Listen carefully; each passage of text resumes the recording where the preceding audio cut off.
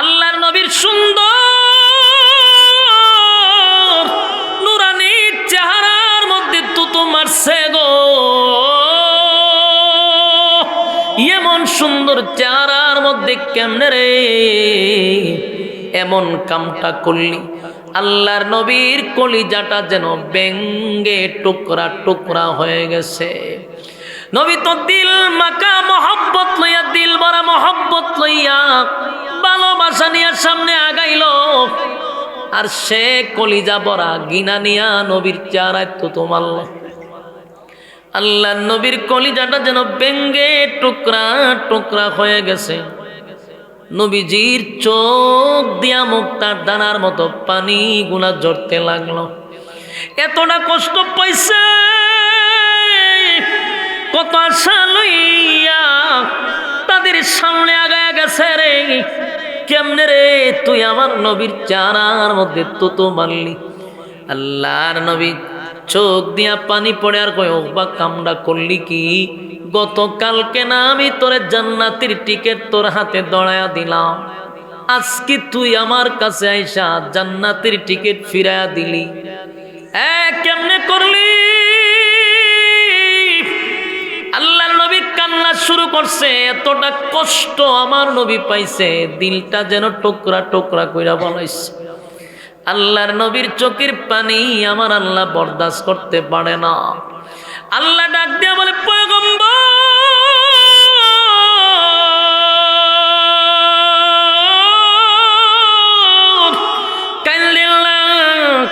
আপনার কান্না বরদাস্ত করতে পারি না, আপনি কানবেন, আমি আল্লাহ সহ্য করতে পারি না।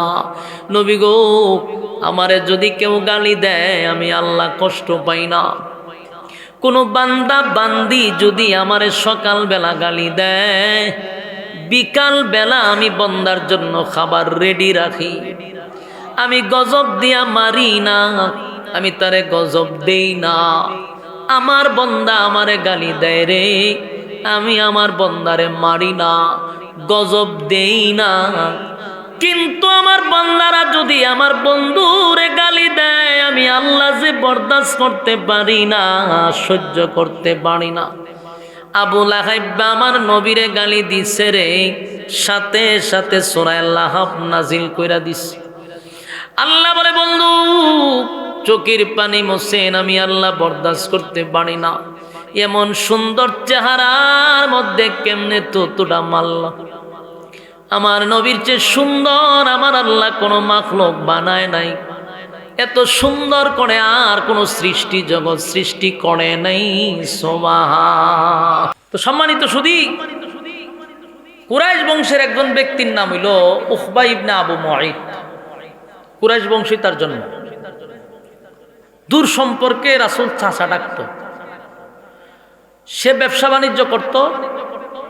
তো সেও সিরিয়ায় ব্যবসা করে প্রচুর লাভ হয়েছে। সিদ্ধান্ত নিছে, লাভ যেহেতু হয়ে গেছে গা, খানার পার্টি করব। কারণ এরা তো এই জিনিসটা পছন্দ করত।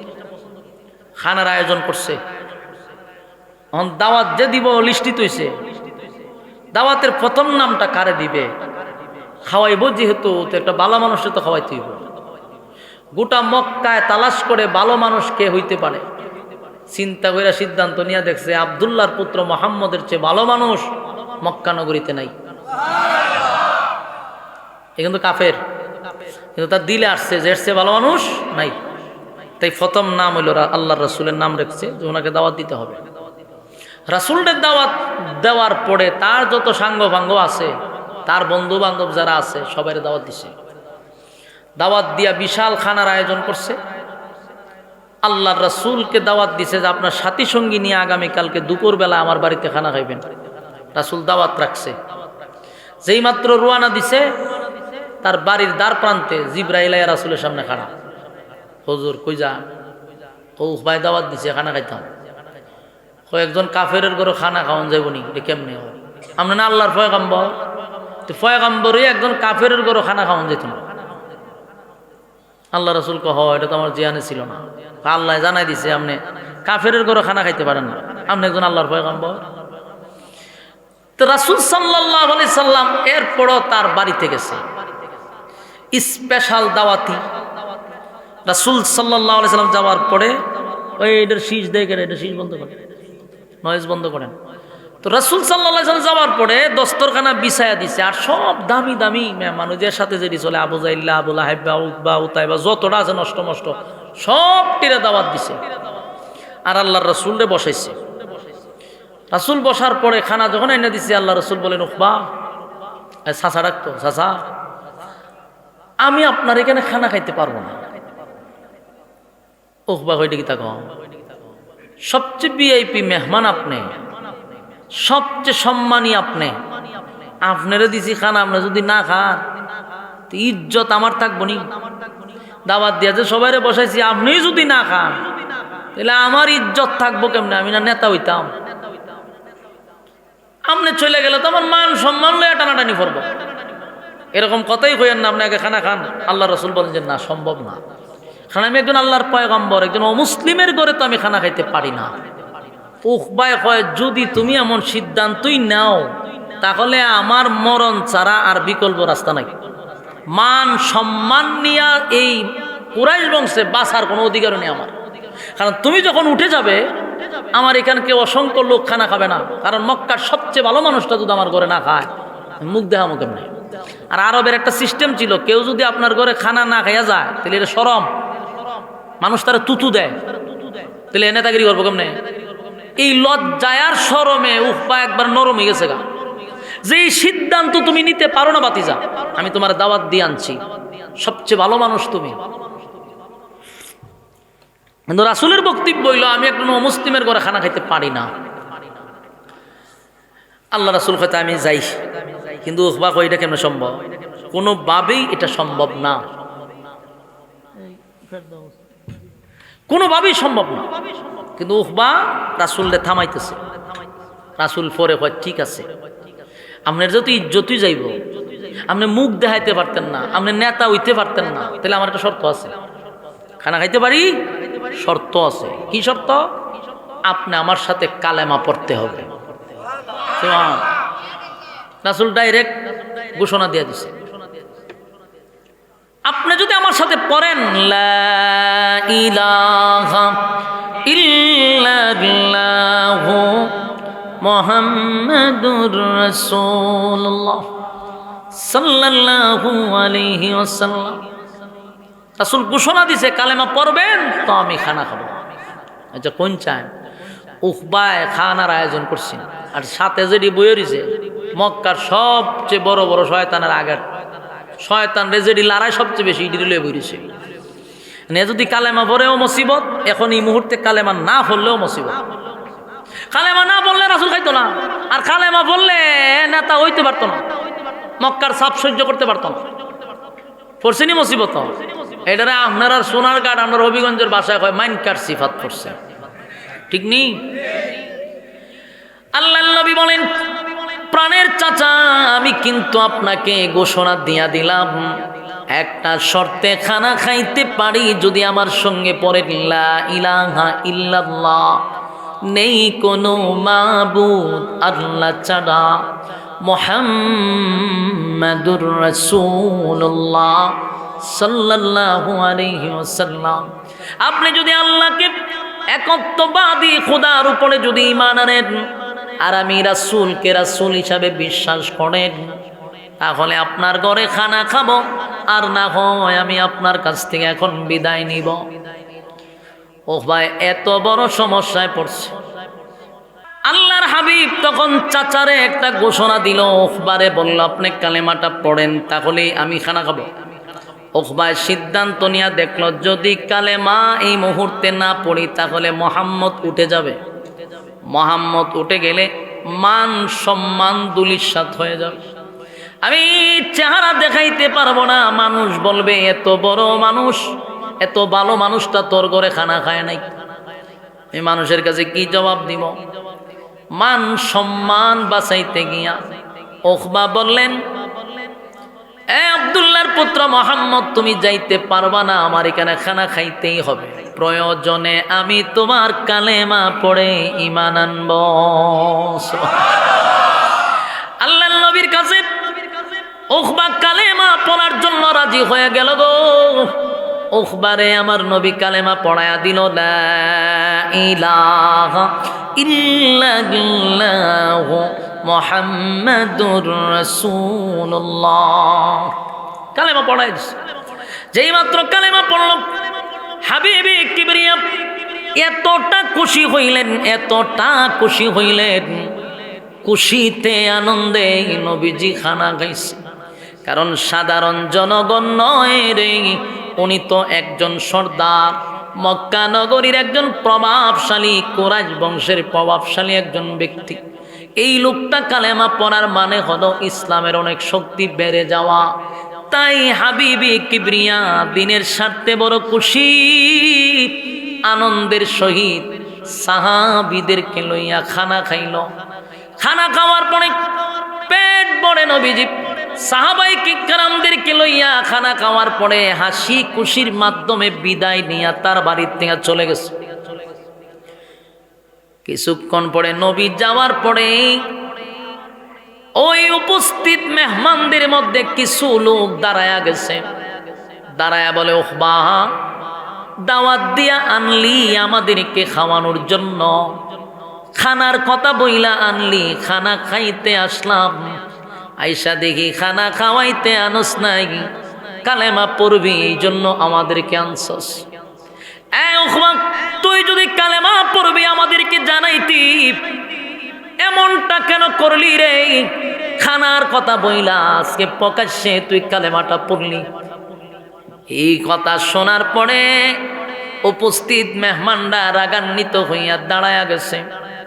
এদের মধ্যে বড় বড় দুষ্ট লোকের মধ্যে এক নাম্বার দুষ্ট লোক ছিল উবাই ইবনে খালফ, ওই বেলালের মনিব, যে বেলাল রে মারতে মারতে লাল করত।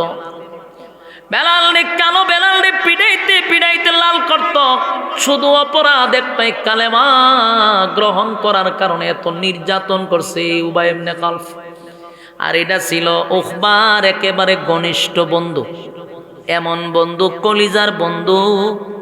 এই বন্ধু যখন রাগান্বিত হইয়া বলল, উখবা, তুই কালেমা পড়বি তো আমাদেরকে জানাইতি, ব্যবসা করস আমার সঙ্গে, যত কিছু করস সব তো তোর ব্যবসা বাণিজ্য আমার সঙ্গে, ওটা বসা চলাফেরা সব আমার সঙ্গে।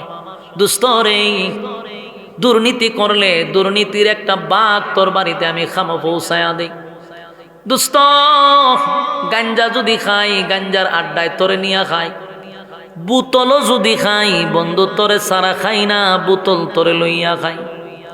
নারীবাজি, ফাঁকিবাজি, যত বাজি আছে সব তোরে লইয়া করি। আর তুই কালেমাটা পড়লি তো আমারে জানাইলি না, নিজে নিজে সিদ্ধান্ত নিয়ে এমন কাম করলি, বন্ধু মহলের মধ্যে একটা কষ্ট দিলি। সবাই রাগান্বিত হইয়া বলে, উখবা শোন, বাপ দাদার ধর্মের মধ্যে চুনকালি মারছস, আমাদের কলিজায় আঘাত দিলি, এই আঘাত বরদাস্ত করার মতো না, এমনটা কেন করলি? দাওয়াত দিয়ে আনলি তো আনলি, আবার কালেমাটা পইরা আমাদেরকে শোনায়া দিলি। উখবা এমন মুসিবতে পড়ছে, সব বন্ধুরা একত্রিত হইয়া উখবারে বয়কট করছে। কয়, এমন বন্ধু আমাদের দরকার নাই, আজকে বন্ধু মহল থেকে তোরে বয়কট করলাম। দিছে বয়কট কইরা, বন্ধুরা বয়কট করছে। অপরাধ কি? হতা হয় না, কালেমা পড়ার অপরাধে বন্ধুরা তারে বয়কট করছে। খুব মনোযোগ দিয়ে শুনেন, বিশেষ করে ইয়ং জেনারেশন যারা আছেন, আমার কথাগুলি দিলের কান লাগায় শুনেন। বন্ধুর কারণে সমাজ ধ্বংস। এই উখবা বন্ধুত্ব করছে কেমন? জাহেলের সাথে। যেই জাহেল হযরত বেলাল রে এত মার মারছে রে, এত মার মারছে, অপরাধ একটাই, কেন? কালেমা পড়ছে। তাই সে রাগান্বিত হইয়া কয়, দুস্ত, তুই দাওয়াত দিয়া আইনা কালেমা পড়ছ, আজকের থেকে তোর সাথে ব্যবসা বাণিজ্য সম্পর্ক, উঠা বসা চলাফেরা সব বাদ, চলাফেরা সব বাদ। সবাই যখন এরা বয়কট করে জাগা, হে পড়ছে মহা মুসিবত, তে চলুম কেমনে, তে ব্যবসা করুম কেমনে, তে রাজনীতি করুম কেমনে, তে নেতৃত্ব দিমু কেমনে? কারণ বড় নেতা হইতে গেলে ফাতি নেতায় বড় নেতারে তেল মারতে হয়। তেল মারতে মারতে মারতে মারতে একটা সময় গিয়ে কোনো রকম একটা জায়গাত গিয়ে হার হয়, এরপর আবার এখান থেকে আরেকজনে তেল মারতে হয়, আবার আরেক জায়গাত যাই, তা করতে তো বড় নেতা মন লাগে। কথা হয় না দেখি, তেল মারা ছাড়া কি বড় নেতা হন যায়? তেউ ভাই তো ওখানে নেতা হইতেছে না, তো বড় নেতার তেল মাইরে মেরে চলতেছে, এরা স্বপ্ন হইল নেতা হইব, কিন্তু এর মধ্যে সমস্ত বন্ধু মহল তারে বয়কট করে দিছে। এখন সামনে থেকে হারিয়েছে, ও দোস্ত এইভাবে অভিমান করলে আমি বাঁচুম কেমন? হয় রে অভিমান না, কলজা ভাঙ্গা লাইছস, তুই যে কালেমাটা পড়ছস কলজা তো ভাঙ্গা লাইছস, এমন কাম তুই করলি তো জানাইলি না। ওখানে কি কই শুনেন, এক দোস্ত কথা সত্য, আমি যে কালেমা পড়ছি আমিও তো মুসিবত, আমি যে কালেমা পড়ছি সম্পূর্ণটা ছিল আমার একটা পলিটিক্স। নাউজুবিল্লাহ বাড়ি দিয়ে কইবে, চিন্তা করছেন নি? ওখানে বন্ধুদের ঠেলায় হয় আমি যে কালেমাটা পড়ছিলাম এটা পলিটিক্সের কালেমা। বলুন কিসের কালেমা? আরো জোরে, পলিটিক্সের কালেমা। এই পলিটিক্সের কালেমা পরিণ্য লোক ১৫০০ বছর আগে যেমন ছিল এখনো আছে, কিয়ামত পর্যন্ত থাকবে। এই জন্যই প্রথমে হয়েছি যে আমরা দেশের মানুষ কালেমা পড়ে পলিটিক্সে। এবার উকবা বলে দোস্ত কালেমা পড়ছি তো পলিটিক্সের কালেমা পড়ছি। পলিটিক্সের কালেমা কিভাবে? কারণ আমি যদি তখন কালেমা না পড়তাম রে, মোহাম্মদ আমার বাড়ির থেকে না খাইয়া চলে যেত, তখন আমি সমাজে কেমনে মুখ দেখাইতাম? মানুষ আমারে তুতু দিত, আমার ঘরে না খাই আব্দুল্লাহর পুত্র মোহাম্মদ চলে গেছে, তাই আমি তারে খাওয়ানোর জন্য বাধ্য হইয়া কালেমা পড়ছি। দোস্ত তোরা আমাকে ছেড়ে চলে গেলে, ওয়াদা দিলাম আমি কালেমা ছেড়ে দিলাম, তারপরেও আমার বন্ধুর দরকার। জুরে কর নাউজুবিল্লাহ। হ্যাঁ বন্ধু, চিন্তা করছে, বন্ধু পাওয়ার জন্য কালেমা ছেড়ে দিচ্ছে। কিন্তু এর যে দুস্থ যেটা উবাই ইবনে খালফ, এত শয়তান, একই হুন এইভাবে ঘোষণা দিলে যে আমি বিশ্বাস করুম, এটা মনে করছত কেমনে, এটা বাপসত কেমনে? মোহাম্মদের কালেমা একবার যে পড়ে জীবন দিতে প্রস্তুত, কালেমা ছাড়তে প্রস্তুত না, এটা বিশ্বাস করছে। এখন শোন, আমি বেলাল লালন পালন করছি, বেলাল আমার কাছে তাই কালেমা পড়ছে। এই খবর শোনার পরে আমি বেলালের নির্যাতন শুরু করলাম, এত নির্যাতন, কালো বেলালে মারতে মারতে মারতে আমি লাল করছি, কিন্তু বেলালের জবান থেকে কালেমা উঠায় নিতে পারি নাই। বেলালে আমি গলার মধ্যে রশি লাগাইছি, মরুভূমি দিয়া তারে টানতে টানতে আমি নিয়ে গেছি, তারপরে সূর্যের দিকে তাকাইয়া বুকের উপর পাথর রাখছি, কিন্তু একবারের জন্য তার জবান থেকে আমি কালেমা বাদ দিতে পারলাম না, আমি ব্যর্থ। একটা পর্যায়ে তার জিব্বাটা টান দিয়া বাহির করে বেলালের জিব্বায় আমি প্যারাগ মারছি, এরপরও বেলাল কালেমা ছাড়ে নাই। আর বন্ধু তোরে তো এখনো আমি বাদাম দেই নাই, বাদাম বুঝিনি, এখনো তোরে সাইজ করছি না, তোর উপরে তুফান শুরু হয়েছে না, তুফান শুরু বেড়াই তুই কালেমা ছেড়ে দিছ, এত সহজ যে ঘটনা কি তা ঘটনা এই গানই। কারণ বেলাল যে কালেমা পড়ছে আমি সেই কালেমা পড়ি নাই, আবু বকর যে কালেমা পড়ছে সেই কালেমা আমি পড়ি নাই, ওমর যে কালেমা পড়ছে আমি সেই কালেমা পড়ি নাই, আমি তো পড়ছি পলিটিক্সের কালেমা। তাই মার দেওয়ার আগেই কালেমা ছেড়ে দিছি। সব বন্ধুরা রাজি হয়ে গেছে, বাদ দে যাও, এবার হইছে কালেমা যদি ছেড়ে দিছে তাতে আমরা লোক অসুবিধা নেই। কিন্তু ওই যে বন্ধু একটা শয়তান, এ উবাই খায় এম নইতো না, এ কইবার মেনে নিমুনি, আমার শর্তে তুই রাজি হইলি তারপরে তোর সাথে আবার বন্ধুত্ব শুরু হইব। হেও শর্ত জোড়াই দিছে। কি শর্ত? তুই মুহাম্মদের সামনে যাইবি, মুহাম্মদের মুখামুখি দাঁড়াইবি, দাঁড়াইয়া বলবি তোমার কালেমা ফেরত দিলাম। এখানে শেষ না, তুই আমাদেরকে কালেমা পইরা যেই পরিমাণ কষ্ট দিছ এর থেকে বেশি মুহাম্মদকে দিতে হবে। মুহাম্মদের সুন্দর চেহারার মধ্যে তুই থুতু মারবি। নাউজুবিল্লাহ। চিন্তা করেন বন্ধুর কারণে কতটুকু ক্ষতিগ্রস্ত উকবা। বন্ধু মহল টিকায় রাখতে গিয়া, বন্ধুর সাথে সম্পর্ক রাখতে গিয়া উকবা তার সমস্ত শর্তে রাজি হয়ে গেছে। নাউজুবিল্লাহ। চিন্তা করছেন কত বড় সম্ভক্ত, কত বড় নাফরমান হইলে পড়ে এমন শর্তে রাজি হইতে পারে রে। রাজি তো হয়ে গেল। উকবা বলল দোস্ত ঠিক আছে, যেমনি বলবি আমি এমনি মানতে রাজি, কিন্তু বন্ধু ছাড়তে পারবো না। রাজি আছে। পরের দিন 4-5 জন একত্রিত হইয়া ওই উকবারে লইয়া খানায় কাবার দিকে রওনা দিছে। নবীর সামনে যাবে, কালেমা ফেরত দিবে, নবীর সঙ্গে বেয়াদবি করবে। আল্লাহর হাবিব খানায় কাবার সামনে বসা ছিল রে। নবীজি তাকায়া দেখে, দূর থেকে নবী তাকায়া দেখে উকবার সঙ্গে আরো কয়েকজন মিলে একত্রিত হইয়া নবীর দিকে আসতেছে। আল্লাহর নবীর ভিতরে তো মায়া দয়া বেশি, নবী তো রহমতের নবী, বরকতের নবী। আমার নবী সমস্ত জাহানের জন্য রহমত। আল্লাহ বলেন ওমা আরসালনাকা ইল্লা রাহমাতাল লিল আলামিন। আমার নবী তো উভয় জাহানের জন্য রহমত, সবার জন্য রহমত, সমস্ত সৃষ্টি জগতের জন্য রহমত।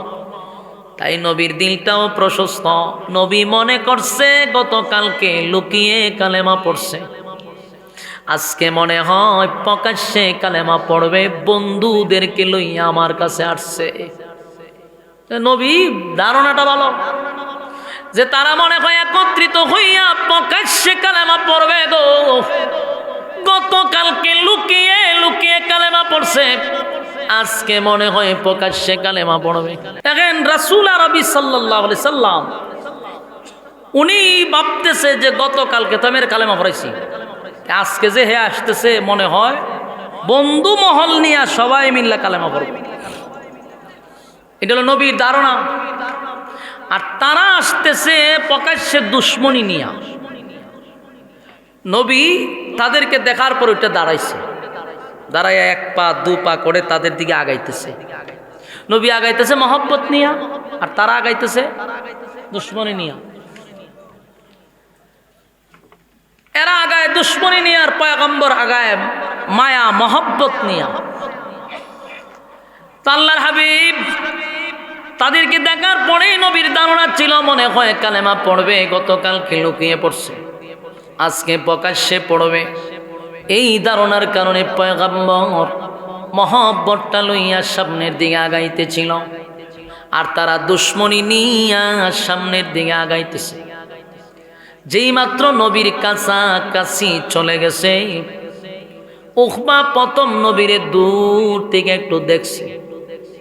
দেখার পরে নবীর সুন্দর চেহারাটা দেখা উকবার কলিজা একটা মোচড় মারছে।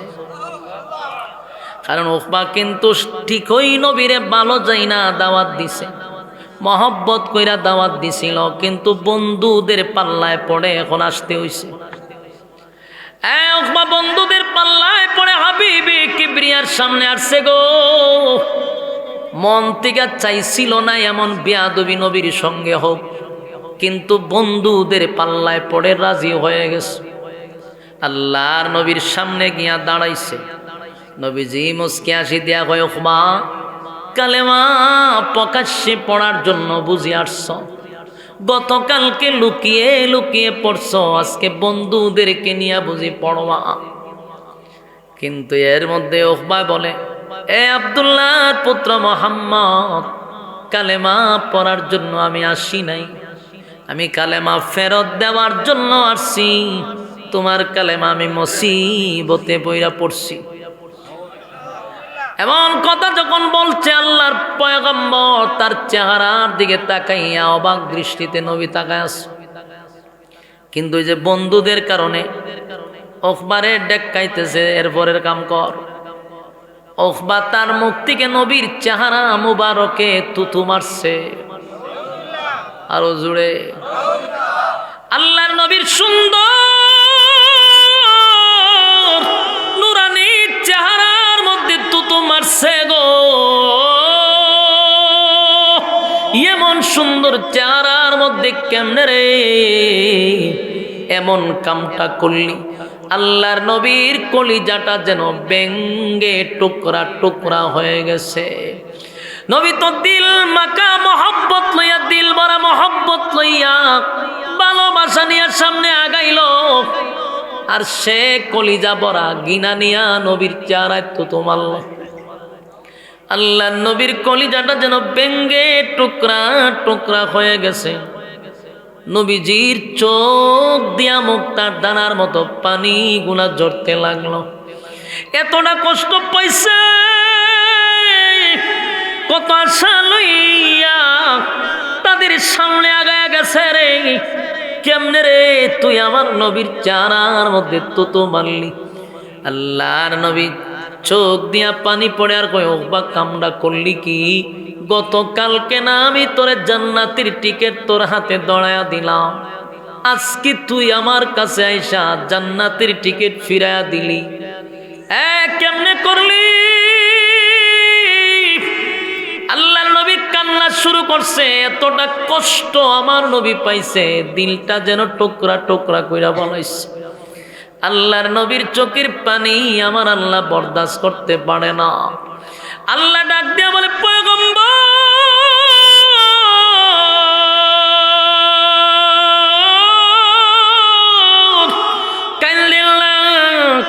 আপনার কান্না বরদাস্ত করতে পারি না, আপনি কানবেন, আমি আল্লাহ সহ্য করতে পারি না। নবী গো, আমারে যদি কেউ গালি দেয় আমি আল্লাহ কষ্ট পাই না। কোনো বান্দা বান্দি যদি আমারে সকালবেলা গালি দেয়, বিকাল বেলা আমি বন্দার জন্য খাবার রেডি রাখি। আমি গজব দিয়া মারি না, আমি তারে গজব দেই না।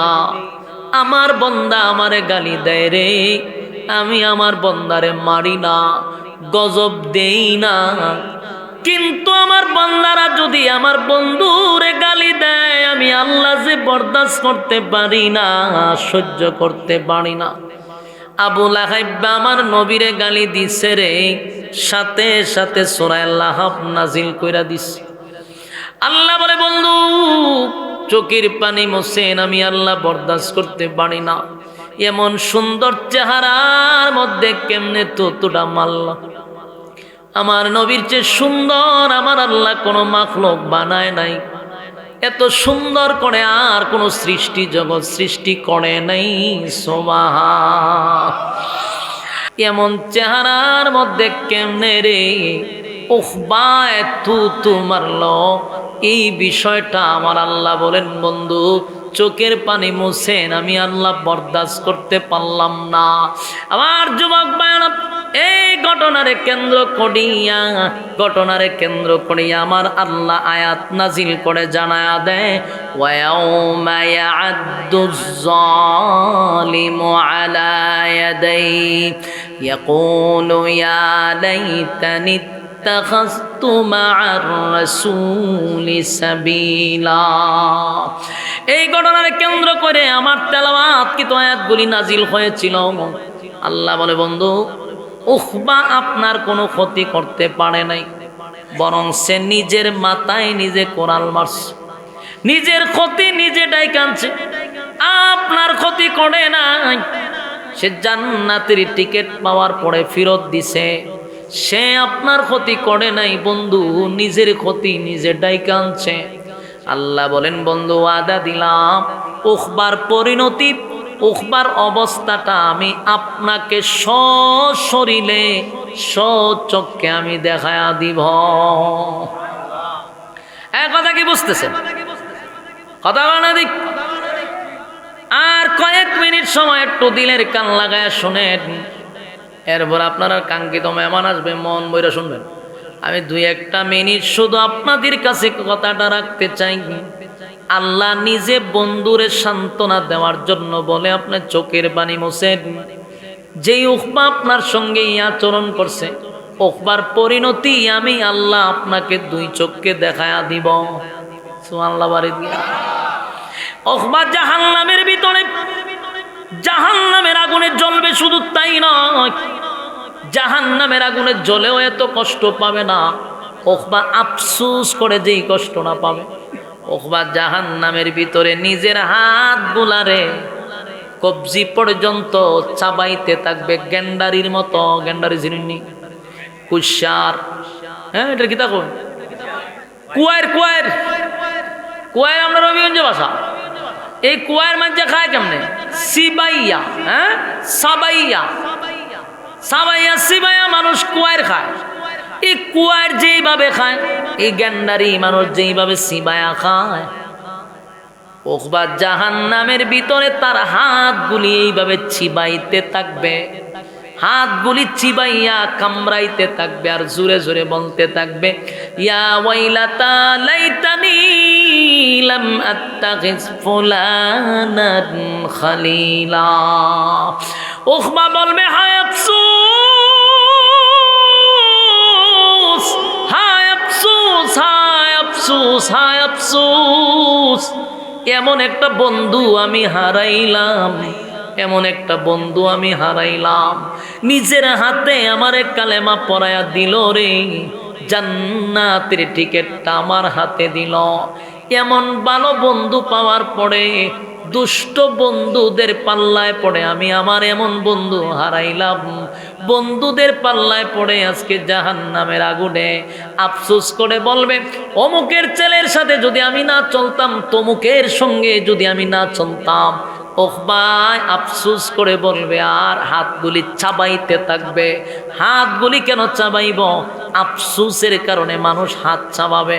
আল্লাহর নবী বলেন, উকবা যখন নবীর সঙ্গে এমন বেয়াদবি আচরণ করছে, আল্লাহ আয়াত নাজিল করে তো জানায়া দিল, কিন্তু নবীর জবান দিয়ে একটা কথা বাহির হয়ে গেছে। বলবো, নবীর জবান দিয়ে একটা কথা বেরিয়ে গেছে, কথাটা কি শুনবেন? আল্লাহর নবী বলেন, উকবা এমন আচরণ আমি তোমার কাছ থেকে আশা করি নাই, এমনটা করলা আমার কলিজাটা ভেঙ্গে দিলা। কত না আশা লইয়া তোমার সামনে দাঁড়াইলাম, তুমি আমার সঙ্গে এমন বেয়াদবি করলা। আল্লাহর পয়গম্বর উকবারে বলল, উকবারে তুই মক্কার এরিয়ার বাহিরে কোনোদিন যাবি না। আমি নবী তোরে সতর্ক করলাম, যদি মক্কার বাহিরে যাস তাহলে বলে দিলাম তোর কল্লা থাকবে না। কি বুঝলেন? হয় মিয়া, কথা বুঝছেন নি? কিতা কইছ? মক্কার বাইরে যাইতো না, গেলে কল্লা যাইব, কি কল্লা উড়াই লিব। কিন্তু কথা বলার সাথে সাথে উকবার শরীরে কম্পন সৃষ্টি হয়ে গেছে, উকবার ভিতরে কম্পন সৃষ্টি হয়ে গেছে। কেন জানেন? নবীর জবান থেকে যা বাহির হয় গুলি মিস হয়, কথা মিস হয় না। কথা মানো। উকমায় বুঝতে পারছে আমার আজীবনের জন্য মক্কার বাহিরে যাওয়া নিষেধ। তাই নবী 13 বছর মক্কায় ছিল। উকবা কোনোদিন ব্যবসা বাণিজ্য কোনো কাজের জন্য মক্কার বাইরে যায় নাই। মক্কার বাইরে হ্যাঁ যায় না, সব বনাস। কারণ এটা 100বার যেন বিশ্বাস করে মুহাম্মাদের জবান থেকে যা বাহির হয় রে, তা কিন্তু গুল্লি মিস হয়, কথা মিস হয় না। নবী গেছে মদিনায়, মদিনায় যাওয়ার পরে তো লম্বা ঘটনা কইছেন, ফিনিশিং দিতাম কেমন। মদিনায় যখন গেছে 1 বছর নবী থাকতে পারছেন। আবু জাহিল নাই আবার যুদ্ধ লেগে প্রস্তুতি নিছে। কিসের যুদ্ধ? বদরের যুদ্ধ। 1000 বাহিনী লইয়া নবীজির তখন 313 জন রওনা দিছে। তখন আবু জাহিল্লা মক্কার সমস্ত যুবকদেরকে ওই যুদ্ধে শরীক করছে। এর মধ্যে গেছে উকবার কাছে গিয়া কয়, তুমি হলো উকবা কোন জায়গায়? মদিনা। সর্বনাশ, মক্কার বাইরে আমার যাওয়া নিষেধ। আবু জাহেল কয়, তুমি তো একটা কাপুরুষ।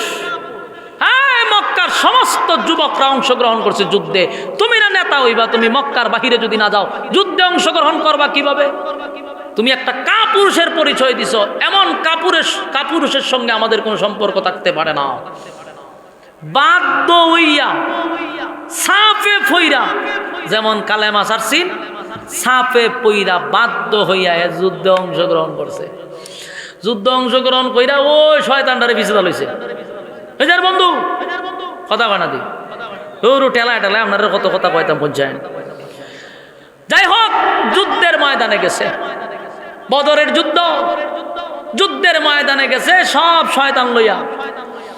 ও হয় আগে সিদ্ধান্ত নিছে, যেই মক্কার এরিয়া ভাই দিছে এর কলিজার মধ্যে শুরু হয়েছে তুফান। আমার না নিষেধ করছে, তাও আমি আইলাম। মদিনার তার প্রান্তে চলে গেল, যুদ্ধ শুরু হয়ে গেল। লম্বা ঘটনা, তাই সংক্ষেপে বলি, যুদ্ধ শুরু হয়ে গেছে। 313 আর 1000 অস্ত্র সহ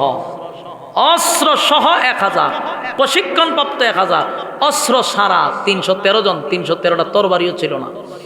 যুদ্ধে নামছে, যুদ্ধে নাইমা কচু কাটা শুরু করছে। সুবহানাল্লাহ বাড়ি দিয়ে কইবেন।